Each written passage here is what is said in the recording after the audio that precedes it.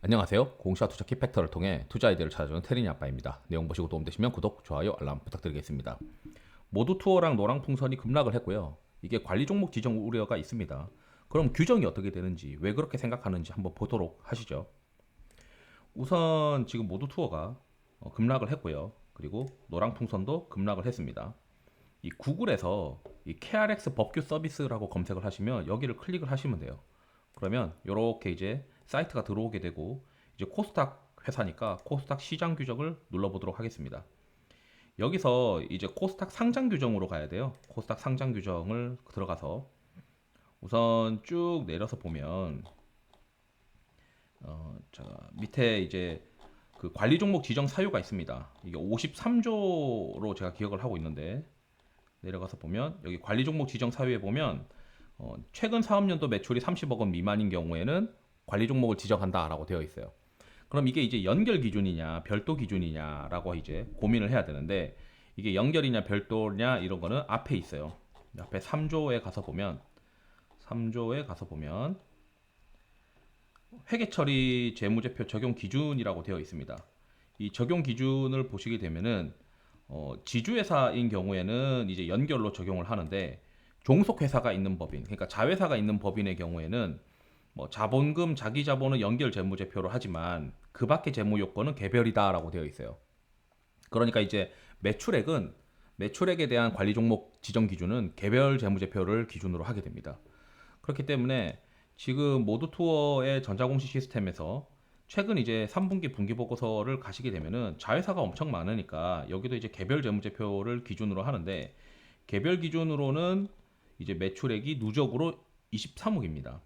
그러다 보니까 이제 너네 이거 관리 종목 4분기 때 혹시 실적 안 나오면 관리 종목 들어가는 거 아니냐라고 이제 시장에서 생각을 하는 건데 이제 연결 재무제표와 이제 개별 재무제표의 어떤 차이를 보면은 연결 재무제표는 한 90억 하면은 이제 개별 재무제표가 한 23억 정도 한다라고 이제 시장에서 인지를 했고 그럼 이제 최근에 이제 손익구조 변동 공시를 했어요. 이 손익구조 변동 공시는 회사 내에서 재무제표를 승인을 하는 이사회를 했을 때 공시를 합니다.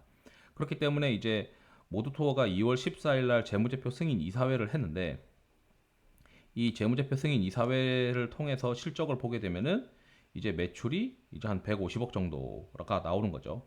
그래서 이제 시장에서는 좀 아리송하긴 한가 봅니다. 별도 실적이랑 연결 실적이랑 차이가 있다 보니까 개별 실적을 알 수가 없어요. 소집 공고나 소집 결의에서도 알 수가 없고 다만 회사 내에서는 개별 실적에 대해서는 어느 정도 인지를 하고 있을 겁니다.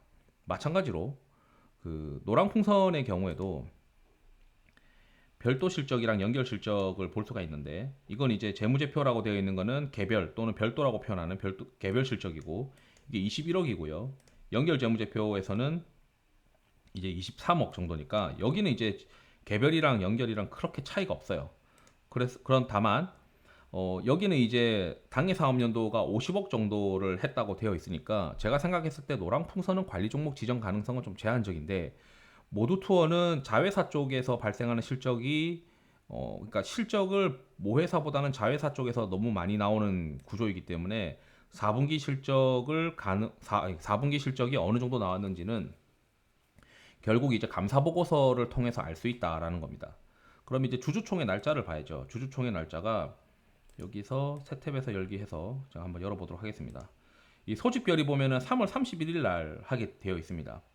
그리고 노랑풍선은 언제 하나 볼까요? 노랑풍선은 아직까지는 소집결의가 있네요. 새 탭에서 열기 보면 노랑풍선은 3월 25일 날 하게 되죠.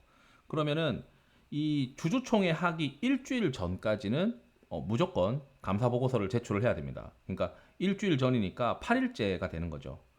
그러다 보니까 이제 그 모두 투어는 이 8일 전이죠.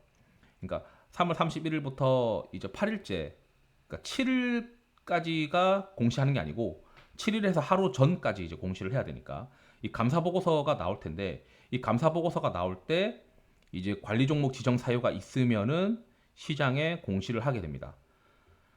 이게 이제 그 거래소에서 보내준 내용인데 여기 쭉 내려서 보면 거래소에서 최근에 이제 관리 종목 지정 사유가 있으면 보고해라라고 되어 있어요. 감사 보고서 제출할 때 공시 담당자들이 틀리는 부분들이 이런 부분들이고 이번에 그 문제가 발생할 것 같으면 미리 통보해 주세요라고 이제 합니다.